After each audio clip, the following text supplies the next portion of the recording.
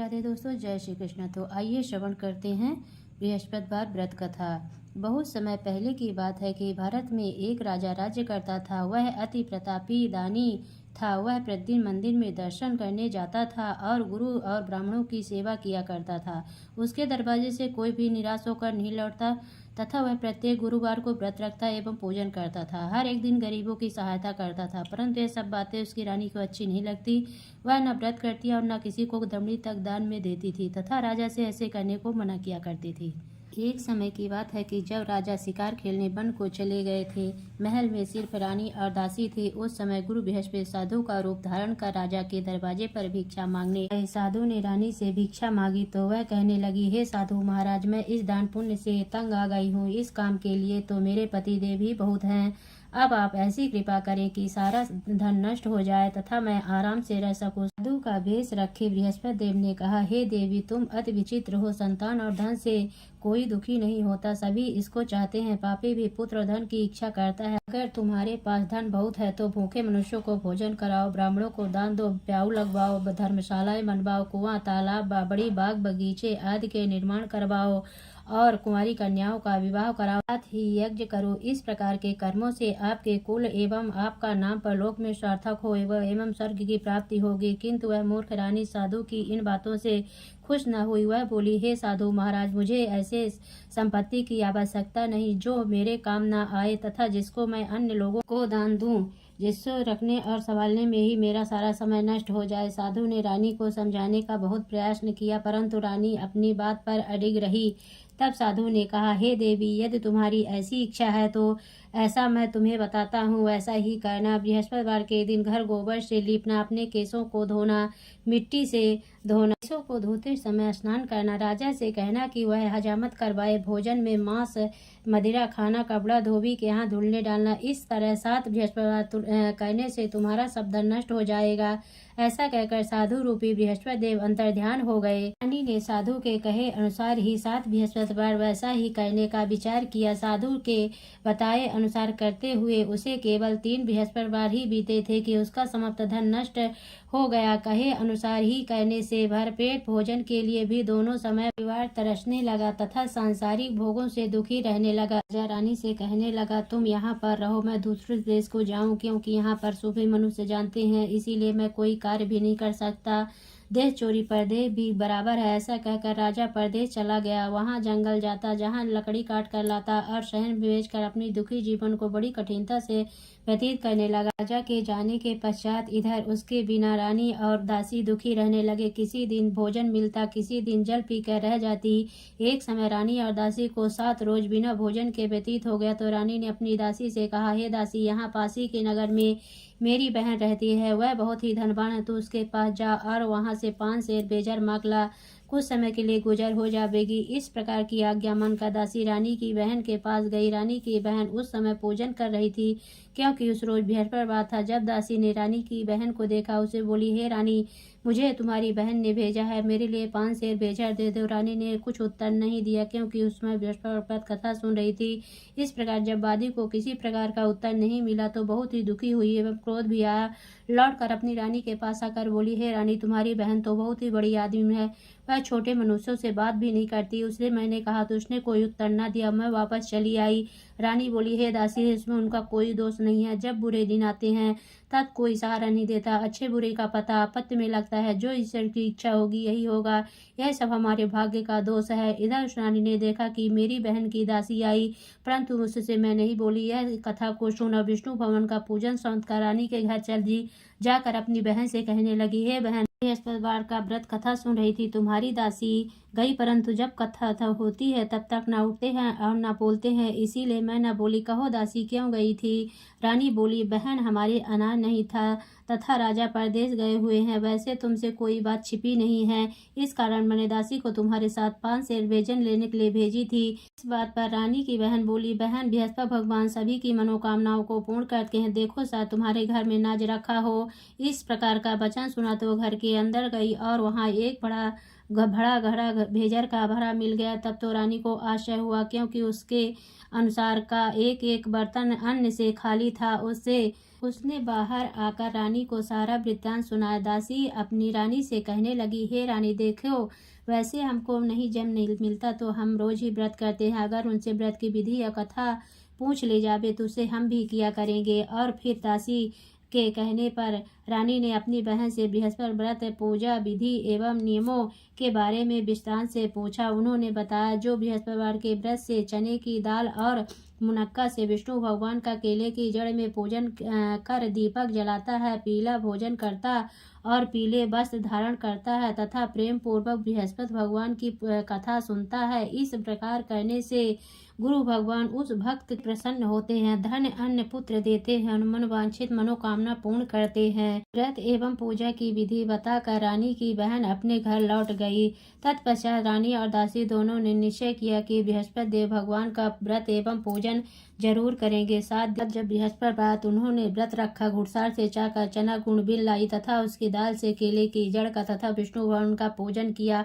अब भोजन पीला कहाँ से पावे, बेचारी बड़ी दुखी हुई, परंतु उन्होंने व्रत किया था इसलिए गुरु भगवान प्रसन्न थे और 2 थालों में सुंदर पीला भोजन लेकर आए और दासी को देकर बोले, हे दासी, यह तुम्हारे और रानी के लिए भोजन है, तुम दोनों भोजन करना। दासी दो भोजन पाकर बड़ी प्रसन्न हुई, रानी से बोली, चलो रानी जी भोजन कर लो। रानी को इस विषय में कुछ पता नहीं था।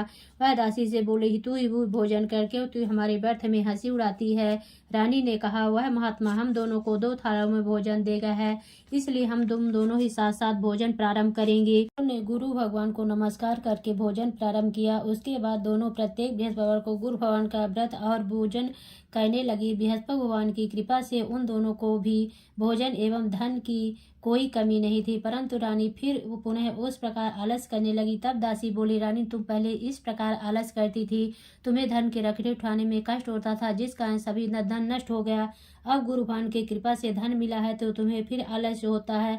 बड़ी मुसीबतों के बाद हमने यह धन पाया है, इसीलिए हमें दान पुण्य करना चाहिए तथा भूखे मनुष्यों को भोजन कराओ, पाऊ लगवाओ, ब्राह्मणों को दान दो, कुआं तालाब बावड़ी आदि का निर्माण करवाओ, कुंवारी कन्याओं का विवाह करो, मंदिर पाठशाला बनवा कर दान दो, कुंवारी कन्याओं का विवाह कराओ, जिसमें से आपका कुल और सम्मान बढ़े, आपके पितृ प्रसन्न हो। दासी की इन बात पर रानी ने इसी प्रकार कर्म करने प्रारंभ किए तो काफी यश फैलने लगा। एक दिन रानी और दासी विचार करने लगी, ना जाने राजा किस प्रकार से होंगे, उनकी कोई खबर नहीं।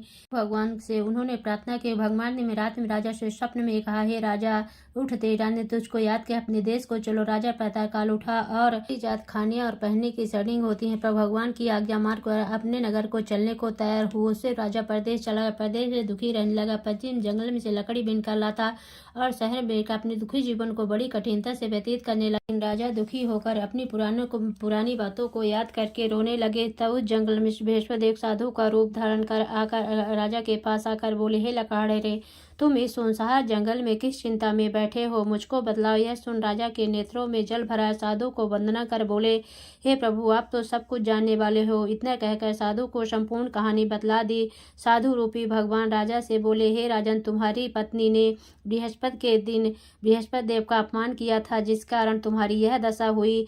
अब तुम किसी प्रकार की चिंता मत करो, भगवान तुम्हें पहले से अधिक धनवान करेगा। देखो, तुम्हारी स्त्री ने बृहस्पति देव का व्रत प्रारंभ कर दिया है। तुम मेरा कहा मानकर बृहस्पतिवार व्रत करके चने की दाल गुड़ जल के लोटे में डालकर केला का पूजन करो और फिर कथा सुनो, तुम्हारी सब कामनाएं पूर्ण होंगी। साधु के वचन सुनकर राजा बोला, हे प्रभु, मुझे लकड़ी बेचकर इतना पैसा नहीं मिलता जिसने भोजन करने के उपरांत कुछ बचा सकूं। मैंने रात में अपनी रानी को व्याकुल देखा है, मेरे पास कुछ नहीं है जिससे उसकी खबर तो मंगा सकूं, और फिर मैं कौन सी कहानी कहूँ, यह मुझको कुछ भी मालूम नहीं है। जीन काल में एक ब्राह्मण था, बहुत ही निर्धन था, उसके कोई संतान न थी। उसकी स्त्री बड़ी मलिनता के साथ रहती, वह स्नान न करती, किसी देवता का पूजन पाठ न करती, सर्वप्रथम भोजन करती, बाद में अन्य कार्य करती थी। इससे ब्राह्मण देवता बड़े दुखी थे, बेचारे बहुत कुछ कहते किंतु उसका कोई परिणाम न निकला। भगवान के स्त्री के रूपी रत्न कन्या पैदा हुई। वह कन्या अपने पिता के घर में बड़ी होने लगी। वह बालिका प्रातः स्नान करके विष्णु भगवान का जाप करने लगी। अपने पूजन पाठ को समाप्त करके स्कूल जाती तो मुट्ठी में जौ भर के ले जाती और पाठशाला के मार्ग में डालती जाती तो ये जौ स्वर्ण के हो जाते और लौटते समय उनको बीन कर घर को ले आती थी। एक दिन वह बालिका सोने के जौ को फटक कर साफ कर रही थी। उसके पिता ने देख लिया और कहा, हे बेटी, सोने के जौ को फटकने के लिए सोने का सूप होना चाहिए। दूसरे दिन गुरुवार था। इस कन्या ने व्रत रखा। बृहस्पति जी से प्रार्थना करके कहा, हे प्रभु, मैंने आपकी पूजा सच्चे मन से की हो तो मेरे लिए सोने का सूप दे दो। बृहस्पति देव ने उसकी प्रार्थना स्वीकार कर ली। रोजाना की तरह वह जल फैलाती जाने लगी। जल लौट कर जौ बीन रही थी। बृहस्पति देव की कृपा से उसे सोने का सूप मिला। उससे से वह जौ साफ करने लगी, परंतु उसकी माँ का वही ढंग रहा। एक दिन की बात है, कन्या सोने के सूप में जौ साफ कर रही थी। उस दिन उस शहर का राजपुत्र होकर निकला। इस कन्या के रूप और कार्य को देखकर मोहित हो गया तथा अपने घर आकर भोजन त्याग कर उदास हो लेट गया। राजा को जब इस विषय में पता लगा तो उसने अपने प्रधानमंत्री के पास उसके पास गए और बोले, हे बेटा, तुम्हें किस बात का कष्ट है? किसी ने अपमान किया अथवा कोई कारण हो सो कहो, मैं वही कार्य करूंगा जिससे तुम्हें प्रसन्नता हो। राजकुमार ने कहा, मुझे आपकी कृपा से किसी बात का दुख नहीं, किसी ने मेरा अपमान नहीं किया है, परंतु मैं उस लड़की के साथ विवाह करना चाहता हूँ जो सोने के सूप में जौ साफ कर रही थी। यह सुन राजा आश्चर्य पड़ गया। बोला, हे बेटा, इस तरह का कन्या का पता तुम ही लगाओ, मैं उसके साथ तेरा विवाह अवश्य करवा दूंगा। राजकुमार ने उस लड़की घर का पता बतलाया। तब मंत्री उस लड़की के घर गए और सभी हाल कहा तो ब्राह्मण देवता राजकुमार के साथ अपनी कन्या का विवाह करने के लिए तैयार हो गया तथा विधि विधान के अनुसार ब्राह्मण की कन्या का विवाह राजकुमार के साथ हो गया। कन्या के घर से जाते ही पहले की भांति उस ब्राह्मण देवता के घर में गरीबी का निवास हो गया। अब भोजन के लिए भी अन्न बड़ी मुश्किल से मिलता था। एक दिन ब्राह्मण देवता अपनी बेटी के पास गए। बेटी ने बहुत सा धन देकर अपने पिता को विदा किया। कुछ दिन सुखपूर्वक व्यतीत हुआ। कुछ दिन बाद फिर वही हाल हो गया। ब्राह्मण फिर अपनी कन्या के यहाँ गया। तब लड़की बोली, हे पिताजी, आप माताजी को यहाँ लिवा लाओ, जिससे मैं विधि बता दूंगी, जिससे गरीबी दूर हो जाए। तब ब्राह्मण देवता अपनी स्त्री को साथ लेकर पहुंचे तो पुत्री अपने माँ को समझाने लगी, हे माँ, प्रातः काल उठकर प्रथम स्नान आदि करके विष्णु भगवान का जाप कर तो सब दरिद्रता दूर हो जाएगी। परंतु उसकी बात नहीं मानी और प्रातः काल उठते ही सर्वप्रथम भोजन किया।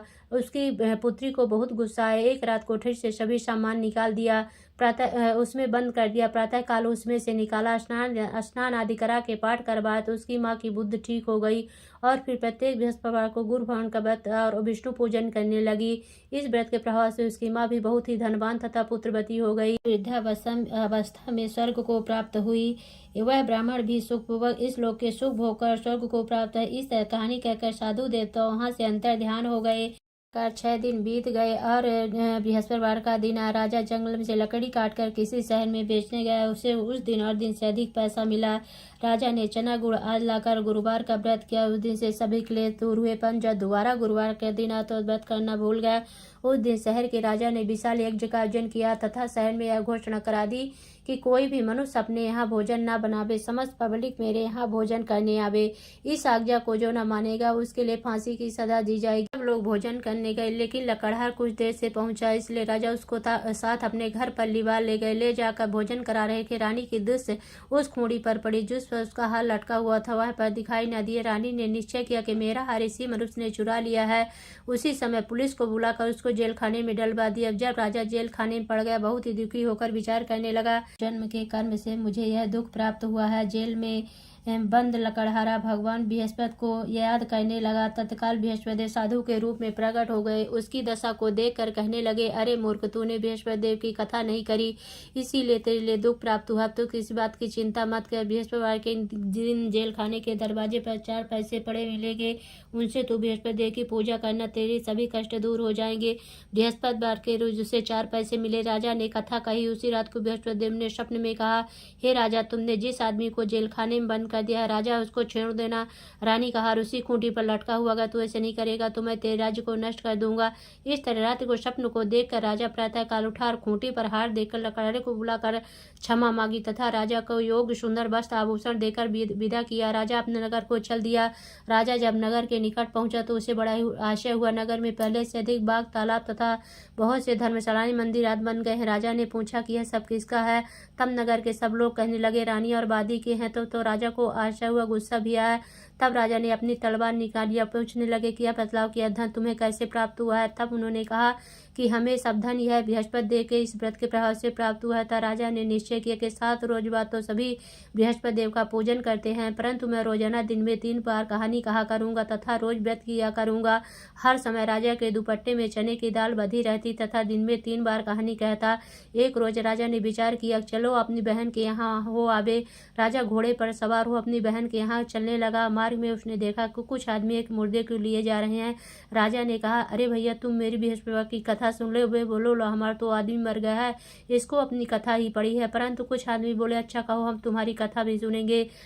जब कथा आधी छिद्र की मुर्दा हिलने लग गया। जब कथा समाप्त हो गई, वो मनुष्य राम राम करके खड़ा हो गया। आगे किसान खेत में हल चलाता मिला।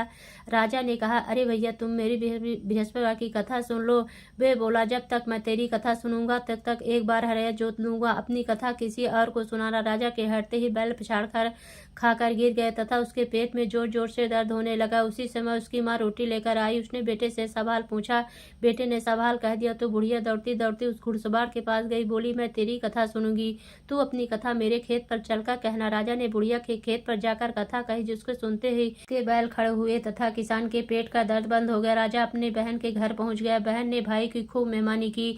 दूसरे रोज जागा तो देखने लगा सब भोजन कर रहे हैं। राजा ने कहा, बहन, ऐसा कोई मनुष्य है जिसने भोजन न किया हो, मेरी बृहस्पति की कथा सुन ले। बहन बोली, हे भैया, यह लोग ऐसे हैं, पहले लोग यहाँ भोजन करते हैं, बाद में अन्य कार्य करते हैं। अगर कोई पड़ोस में हो तो देखा हूँ। ऐसा करके देखने चली गई, परंतु उसे ऐसा कोई व्यक्ति नहीं मिला जिसने भोजन न किया हो। अतः एक कुम्हार के घर गई जिसका लड़का बीमार था। उसे मालूम हुआ कि इनके यहाँ 3 रोज से किसी ने भोजन नहीं किया। रानी ने अपनी भाई की कथा सुनने के लिए कुम्हार से कहा। कुम्हार तैयार हो गया। राजा ने कुम्हार के घर जाकर कथा कही, जिसको सुनते हुए उसका लड़का ठीक हो गया। अब तो राजा की प्रशंसा होने लगी। एक दिन राजा ने कहा, बहन, हम अपने घर जाएंगे, तुम भी तैयार हो जाओ। राजा की बहन सास बोली, चली जा, परंतु अपने लड़कों को मत ले जाना, क्योंकि तेरी भाई की औलाद नहीं होती है। बहन बोली, हे भैया, मैं चलूंगी, कोई बालक नहीं जाएगा। राजा बोला, जब कोई बालक नहीं जाएगा तब तुम ही जाकर क्या करोगी। बड़े दुखी मन से राजा अपने नगर को लौट आया। राजा ने कहा कि हम निर्वंशी राजा, हमारा मुख देखने का धर्म नहीं, कुछ भोजन दान नहीं किया। रानी ने कहा, प्रभु बृहस्पति देव ने हमें सब कुछ दिया, हमें औलाद अवश्य देंगे। उसी रात को बृहस्पति देव ने स्वप्न में कहा, हे राजा, उठ, सोच को त्यागती रानी गर्भ से 9वें महीने में गर्भ से एक सुंदर पुत्र पैदा हुआ। तब राजा बोला, स्त्री बिना भोजन के रह सकती है, बिना कहे नहीं रह सकती। जब मेरी बहन आवे उसे कुछ कहना मत। रानी ने सुनकर हाँ कर दिया। जब राजा की बहन ने यह शुभ समाचार सुना, बहुत ही खुशी हुई तथा बधाई लेकर भाई की यहाँ आई। तभी रानी ने कहा, घोड़ा चढ़कर तू नहीं आई, गधा चढ़ी आई। राजा की बहन बोली, भाभी, मैं इस प्रकार न कहती, तुम्हें औलाद कैसे मिलती। बृहस्पति देव ऐसे हैं जैसे जिसके मन में कामनाएं सभी को पूर्ण करते हैं।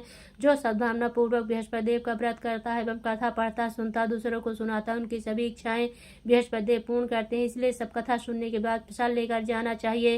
हृदय से उनका ध्यान करते हुए बोलो लक्ष्मी नारायण की जय, बोलो विष्णु भगवान की जय। ओम जय बृहस्पति देवा, स्वामी जय बृहस्पति देवा। छीनी छीनी भोग लगाऊं, कदली फल मेवा। ओम जय बृहस्पति देवा, तुम्हें पूर्ण परमात्मा, तुम्हें अंतर्यामी, स्वामी तुम्हें अंतर्यामी। जगत पिता जगदीश्वर, तुम सबके स्वामी। ओम जय बृहस्पति देवा। चरणामृत निज निर्मल, सब पातक हरिता, स्वामी सब पातक हरिता। सकल मनोरथ दायक, कृपा करो भरता। ओम जय बृहस्पति देवा। तन मन धन अर्पण कर, जो जन शरण पड़े, प्रभु जो जन शरण पड़े। प्रभु प्रगट तब हो करे, आकर द्वार खड़े। ओम जय बृहस्पति देवा। दीन दयाल दयानिधि, भक्तन हितकारी, पाप दोष सब हरता भव बंधन हारी। ओम जय बृहस्पति देवा सकल मनोरथ दायक सब संशय तारो। विषय विकार मिटाओ संतन सुखकारी। ओम जय बृहस्पति देवा जो कोई आरती तेरी प्रेम सहित गावे स्वामी प्रेम सहित गावे। ज्येष्ठानंद बंद शोषो निश्चय पावे। ओम जय बृहस्पति देवा। बोलो विष्णु भगवान की जय।